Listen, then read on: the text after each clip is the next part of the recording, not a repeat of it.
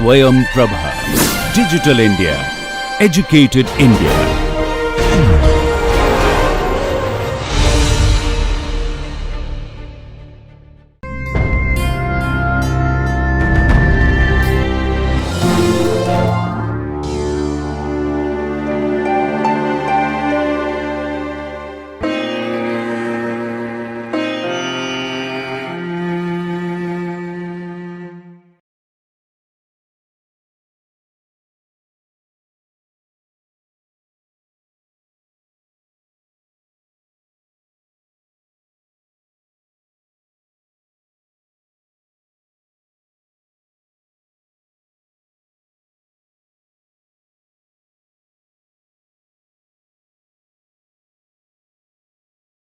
Welcome dear students, myself Dr. Ajay Semelty from Department of Pharmaceutical Sciences, HNB Gadwal University, the Central University, Srinagar Gadwal, Uttarakhand, welcome you.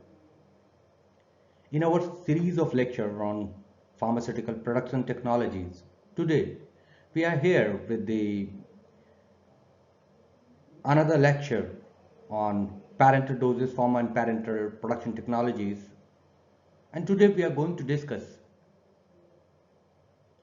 the evaluation of parental dosage form, pyrogens, endotoxins, their eliminations, and quality control test.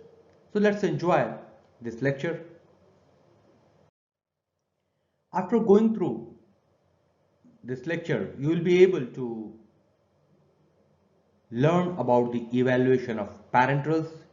You learn what are the pyrogens, what are the endotoxins, what are their bioactivities, how they can be eliminated, what are their source, uh, and all the evaluation parameters of the parental dosage forms or sterile products.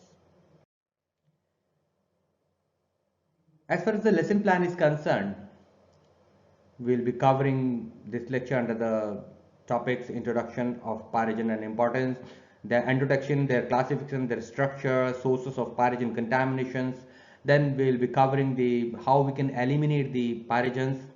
Then thereafter we'll be moving to the quality control test or the evaluation of parental products or sterile products. So let's start our discussion on parental evaluation. Pyrogens. These are the metabolic products of microorganisms. And parental products or all sterile products, they must be pyrogen free. You must remember this thing. There must not be any pyrogen in any sterile product. Parental administration of pyrogen may cause fever,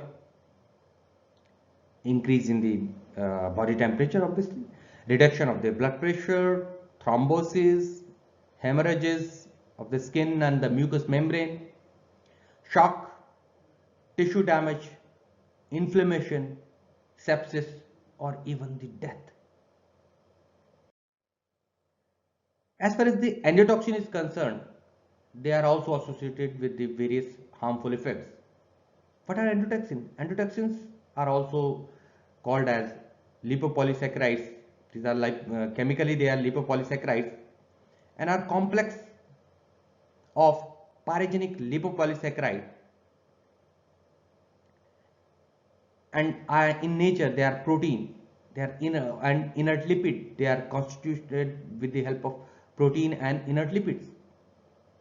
Based on the behavior of their gram staining we call, or the bacteria, based on the behavior of the bacteria against the different staining methods, that is called gram staining. On the basis of gram staining, they can be grouped either as gram negative bacteria or the gram positive bacteria. You know it very well. In the plus 2 standard even we have studied about this gram staining. Now what are the gram positive bacteria? The gram positive bacteria are having the thick mesh like cell wall consisting mainly of peptidoglycan that surrounds the cytoplasmic membrane. The peptidoglycan layer, also called murin, it serves as an exoskeleton and It consists of teichoic and lipoteichoic acids. What are the examples of gram-positive bacteria? Streptococcus species, which cause the pneumonia. Bacillus anthracis, which cause the anthrax. Clostridium species like botulism and tetanus causing bacteria they are. So these are the gram-positive bacteria. Now let's see what is the composition of their cell wall. As we have mentioned that they are having a thick cell wall.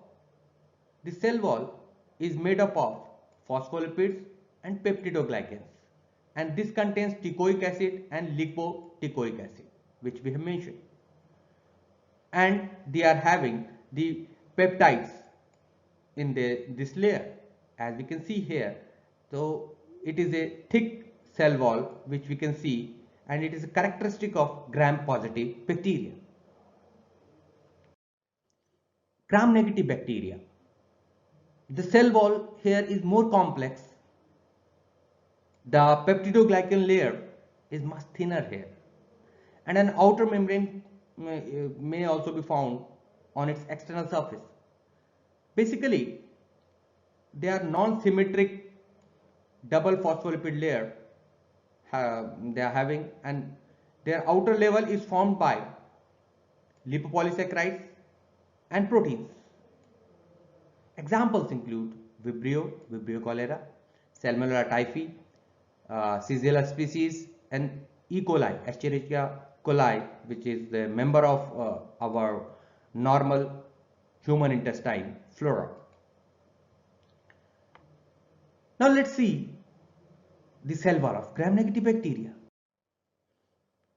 So what we have discussed, that it is having thinner one, but it is quite complex as compared to the gram-positive bacteria. It is comprising of lipopolysaccharides and lipoproteins. Peptidoglycan layer is quite thinner here, as you can see here. Okay, and the phospholipids are also there. So phospholipid, lipoproteins, peptidoglycan, and peptidoglycan layer is little bit thinner. Okay. Now let's discuss endotoxin. Endotoxins are lipopolysaccharides or LPS. They are heat stable, resistant to proteolytic enzymes, immunogenic they are. They cannot be converted to toxoids. These are the toxins which cannot be converted into toxoids, and they are produced by the gram-negative bacteria. Yes, so endotoxins cannot be converted into toxoids. Okay, like tetanus toxoids. Tetanus is also a toxin, but it can be converted into toxoid. So tetanus toxoid is used as a vaccine. So they exist in high molecular weight aggregate forms. However, the monomer units of LPS, the lipopolysaccharides, is less than 10,000 Daltons, enabling endotoxin to easily pass through, and they are sterilizing by the 0.2 micron filters.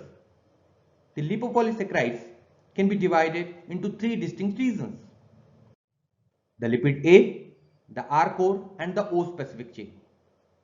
The lipid A part is responsible for the toxic biological effect. It has hydrophobic structure directed towards the interior of the cell wall, and it has got the specific glycophospholipid, usually a phosphorylated disaccharide, a bis phosphorylated disaccharide backbone acylated with fatty acid chains. The R core is an oligosaccharide and can be divided into two subunits, inner core and outer core. The inner core has the same composition in all gram-negative bacteria, containing rarely occurring components, haptose and 3-deoxy D-mano 2-octolonic acid, KDO it is abbreviated as, and is linked to the lipid A part. The outer core is made up to 6 hexose components and is linked to the O specific side chain. The outermost elements of the LPS structure is the hydrophilic O specific chain, which is built up from 1 to 40 repeating units of 2 to 7 sugar components. So this was about the structure of endotoxin.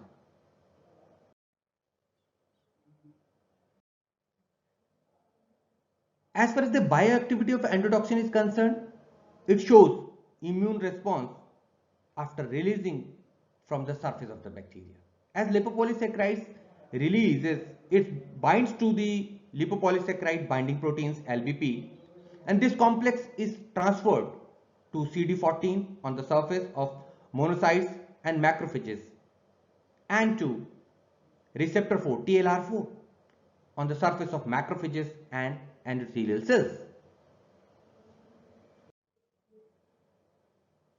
These are then activated macrophages induces they induce the production of cytokines like interleukin 1, interleukin 6, interleukin 8, TNF, tissue necrosis factor, alpha, and IFN gamma, etc. So prostaglandins and leukotriene, which are powerful inflammation and septic shock causing mediators, these are required for the adaptive immune response. The release of large amount of endotoxins into the blood stream induces endotoxemia, causing a wide variety of symptoms such as chills, fever, septic shock, circulatory failure, and even the death. What are the characteristics of endotoxin shock? Hypotension, disturbances of organic functions, metabolic acidosis, thrombocytolysis, and disseminated intravascular coagulation, that is called DIC. During pregnancy, this increased secretion of opioid peptides may cause the decidual hemorrhage, premature birth, or even the abortion. So, endotoxin bioactivity is not at all, in any case, it is not having any positive effect. All the harmful effects are associated with the endotoxins. Now let's see what are the source of pyrogen contamination. Solvents, which is the most important source. The medicament, even the API may have the pyrogens. When the raw material is there in the storage condition before the use, so it may be contaminated with the pyrogen. The apparatus with the in process due to the in contact with the personnel there due to some other environmental exposure, the apparatus may also have the pyrogens. And the method of storage between the preparation and sterilization, okay, or even in the before the raw material is stored, this raw material in the storage condition may get the source of may get the pyrogen, and they may act as a source of pyrogens. Now let us discuss the pyrogen elimination methods. How we can eliminate the pyrogens? First is absorption. We can adsorb them on the surface of selective adsorbents. The second method may be solvent extraction. Pyrogen can be destroyed by heating at high temperature, which we generally do boiling water, okay, at the time of diarrhea and other things. But the first thing is to eliminate the pyrogen, so we just boil the water. So heating is one of the most important and most common form of pyrogen elimination method. We heat the solvent to 250 degrees Celsius for 45 minutes, or the exposure of that 650 degrees Celsius for 1 minute, or 180 degrees Celsius for 4 hours. Likewise, we can destroy with the different set of temperature and time conditions. We can destroy the pyrogen depending upon the material to which we are performing this in elimination method, okay, because the API or the material may be thermolabile, it may be sensitive to heat, so we should select a temperature and time condition on the basis of nature of the material from which we are removing the pyrogen. Then selective extraction procedures, and then careful heating with dilute alkali, dilute acid or mild oxidizing agent. Then there comes another method, ultrafiltration. It is also sometimes used to eliminate the pyrogens. How we can control the pyrogens? Now the question comes, how we can control the pyrogens? It is very difficult to eliminate the pyrogens from contaminated injections. Certain percutaneous, some precautions you can take to control the pyrogens contamination throughout the entire process of production manufacturing. Therefore, the compounding and manufacturing process should be carried out expeditiously, as early as possible, rapidly as possible, preferably planning completion of the process, including sterilization within the maximum allowed time according to the process validation studies. So time must be taken care of, okay, to control the pyrogens. The manufacturing process must be carried out with great care and as rapidly as possible to minimize the risk of microbial contamination. Preferably, no more product should be prepared than can be processed completely within one working day, including the sterilization. So including the sterilization should be done immediately after the processing, and in one single slot the sterilization, the processing and sterilization should be done. Okay, we cannot leave sterilization for next day. It should be done immediately after the preparation.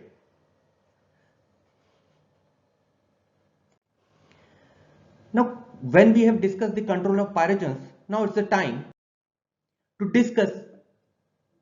It is the time to discuss the evaluation of parenterals. How we can evaluate the parenterals? What are the quality control tests? Test for pyrogens. It may be done with the help of rabbit test or bacterial endotoxin test. Particulate evaluation test, the second one, leakers test, and then sterility test. So these are the four major evaluation parameters, evaluation tests, which are conducted for parenteral or the sterile products. Now first take that rabbit test, sham test. That is, first we perform the sham test, preliminary test it is called. IV injection of sterile pyrogen free saline solution, just saline solution, is given to the animal to exclude any animal showing an unusual response to the trauma shock of injection. Any animal showing a temperature variation greater than 0.6 degrees Celsius is not used in the main test. So this is the preliminary test. Verbatim you should learn that there must not be a difference of 0.6 degrees Celsius, must not temperature variation must not be there when we have injected a saline solution, pyrogen free saline solution. So it is the basis of selecting the animals for the main test. The preliminary test govern, finalize the animals for the main test. So what is the main test? In the main test, you take the group of 3 rabbits. Preparation and injection of the product you perform by warming the product, dissolving or dilution, and then duration of injection should not be more than 4 minutes. The injected volume should be not less than 0.5 ml per kilogram and not more than 10 ml per kilogram of body mass of the animal. Now, the determination of the initial and maximum temperature is done. You just record the initial temperature, body temperature, and the maximum temperature after the injection. So all rabbits should have the initial temperature from 38 to 39.8 degrees Celsius, and the difference of the initial temperature should not differ from one another by more than 1 degree Celsius. Remember this thing. Now how we can interpret the results? The test is carried out on the first group of 3 rabbits, if necessary on further group of 3 rabbits, to a total of 4 groups depending on the results obtained. Intervals of passing or failing of products area on the basis of some temperature response is done. How? Let's see. This table you can see, in this table you can see the number of rabbits, individual temperature rise in group, in degrees Celsius, and that whether the test passes or not. If three rabbits you have taken, and the individual temperature rise is 0.6 degree, and the temperature rise in the entire group is maximum 1.4, then it passes this rabbit test. If in this phase, in the above test, if it is not passed, then you take 5 more rabbits. So total 8 rabbits we are having. The individual temperature rise must not be greater than 0.6, and temperature rise in the group must not be more than 3.7. Total temperature rise must not be more than 3.7. You will sum up all the temperature rise, and the temperature rise must not be greater than the 3.7. It is a ceiling, and then the test passes. So if above test is not passed, the sample is said to be pyrogenic, or go through the source of contamination of pyrogen and try to remove the pyrogen source. Okay. Now moving to bacterial endotoxin. To detect or quantify the endotoxin or gram-negative bacteria origin, we do this test, BET, bacteria endotoxin test. Amoebocyte lysate from horseshoe crab is used here, Limulus polyphemus or Tachyphalis tridentus. The name of the test is also Limulus amoebocyte lysate, or LAL test. We call it LAL test commonly. So Limulus polyphemus is the horseshoe crab from where we obtain this source.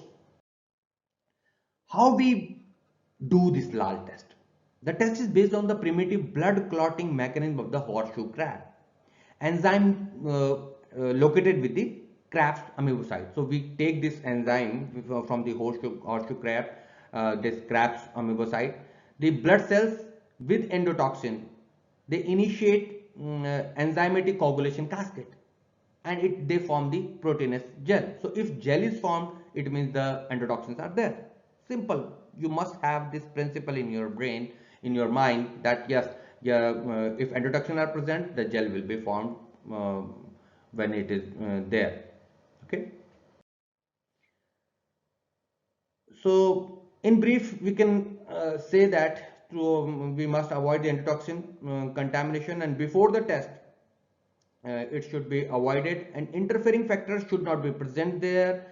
Equipment should be depyrogenated, and the sensitivity of the lysate should be known. Okay, lysate sensitivity you must know. What we do here, that the LAL reagent is taken and test solution in the equal volume. Usually 0.1 ml of each is taken and mixed in a depyrogenated test tube, incubated to the 37 degrees Celsius to 1 hour, up to 1 hour. Remove the tube, invert in one smooth motion, 180 degree. Read the result, observe the result, whether it passes or fails. There are 3 different techniques. The gel clot technique, that is gel formation. The turbidimetry technique, the development of turbidity after the cleavage of endogenous substance is observed in this method. And the chromatogenic technique, the development of color after the cleavage of a synthetic peptide chromogen complex is observed in this test. So the LAL test can be identified with the help of gel clot technique, turbidimetric, or chromogenic. There are 3 techniques by which the LAL test can be performed. So there are 6 other methods with different steps of accuracy of LAL test. Method A, B, C, D, E and F. Method A is a gel clot method. It's a limit test. Method B is a gel clot method, or it is a semi-quantity test. Method C is a turbidimetric method and turbidimetric kinetic method. Method D is chromogenic kinetic method. Method E is again chromogenic, but endpoint method it is. By method F is turbidimetric endpoint method. In the event of doubt or dispute, the final decision is made upon method A unless otherwise indicated in the monograph. So method A is the decisive method. Now let us see the result. That in the method A, gel clot method, in the limit, which is having the limit test, a firm gel positive result provides the positive result, and intact gel is not. If intact gel is not formed, then the result is negative. In the method B, which is a gel clot method and semi-quantity test, or titrimetric method, the results are expressed at concentration of endotoxin as less quality or greater than the labeled lysate sensitivity. Okay.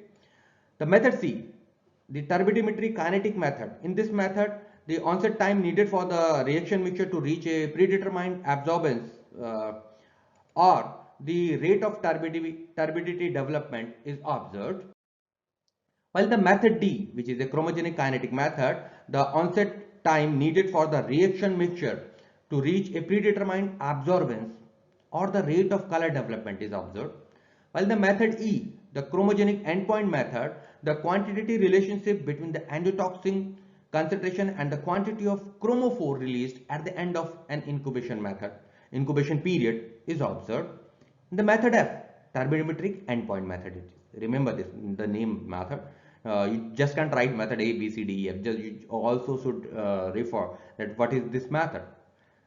Quantitative relationship in method F, that is turbidimetry endpoint method, the quantitative relationship between the endotoxin concentration and the turbidity absorbance or transmission of the reaction mixture at the end of an incubation period is observed.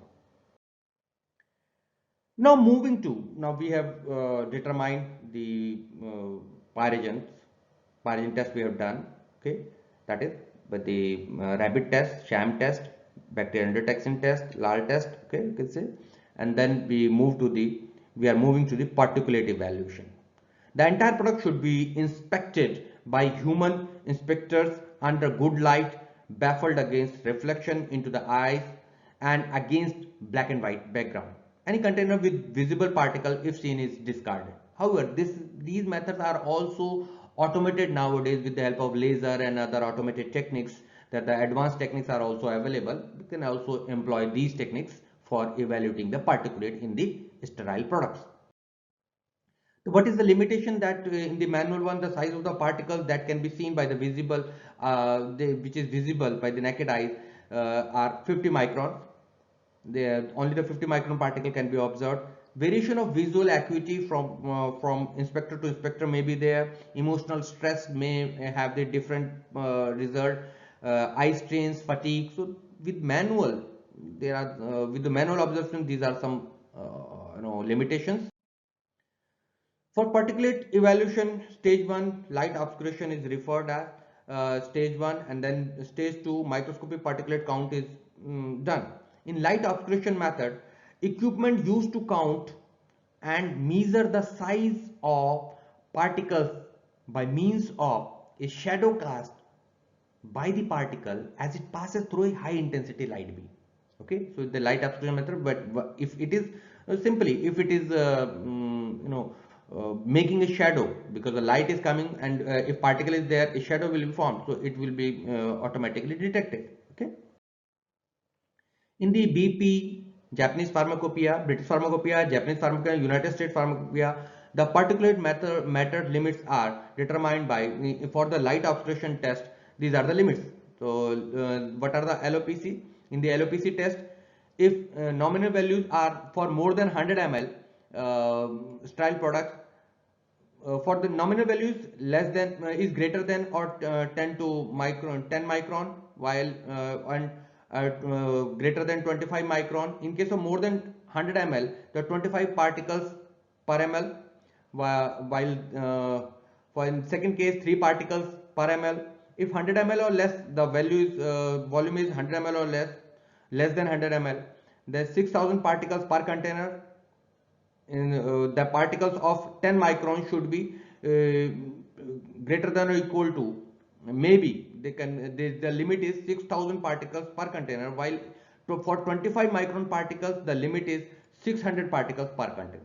Okay, so this is the limit you must learn. For more than 100 ml, the limit is 25 particles per ml. The limit for 10 micron particle are 25 particles per ml. For 25 micron and more, 3 particles per ml is the limit. Okay, so by this way you must have an idea about the LOPC limits by the BP, JP and USPs. Microscopic method, sample. In this method, the sample is filtered through the membrane filter under the ultra clean condition, and counting the particles is done on the surface of a filter. If limit exceeds for stage 1, the sample is subjected to stage 2. The BP, JP, and USP limits for particulate matters is determined by the MPC test. For nominal values, again for particles of greater than 10 micron, and for particles greater than 25 micron. For nominal values more than 100 ml, the limit is 12 particles per 100 ml per ml, and for 2 particles per ml for more than 25 microns. In the case of 100 ml or less than 100 ml, it is 3000 particles per container. For 10 micron or more than 10 micron particles, for 25 micron particles, it should be 300 particles per container. So this is the limit, for the which is prescribed by the BP, JP, and USP. Now, after the particulate test, we have covered the pyrogen testing, then particulate testing. Now it is time to discuss the Likert test. Ampoules sealed by the fusion are subjected for the Likert test. The negative pressure is built within an incompletely sealed ampoule, submerged entirely into the deeply colored solution like methylene blue solution, and all Likerts are discarded. Please remember that vials and bottles are not subjected to Likert test because the sealing material is not rigid in these cases. So friends, these are some of the further readings I recommend for you if you want to go into the detail of the parentals, or they are one of the some of the specifically chosen references for you. Now, let me summarize this lecture for you. What are the pyrogens? What are the endotoxins? Pyrogens are lipopolysaccharides. These, whether you take the pyrogen or endotoxin, they are associated with the various harmful effects when injected into the bloodstream. They may cause fever, shock, hyper blood pressure, okay, that and various other harmful effects, even the death.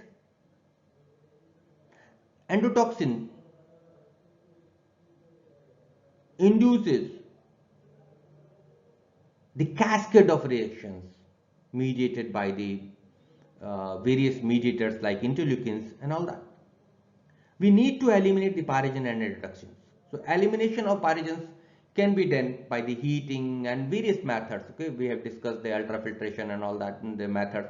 Please go into the detail about the elimination methods which we have discussed in this lecture, and then we discuss also the source of pyrogens. Maybe it may be there in the raw material, it may be there in API, it may be there in storage condition, it may be there in the processing during precision apparatus, may be the source of pyrogens.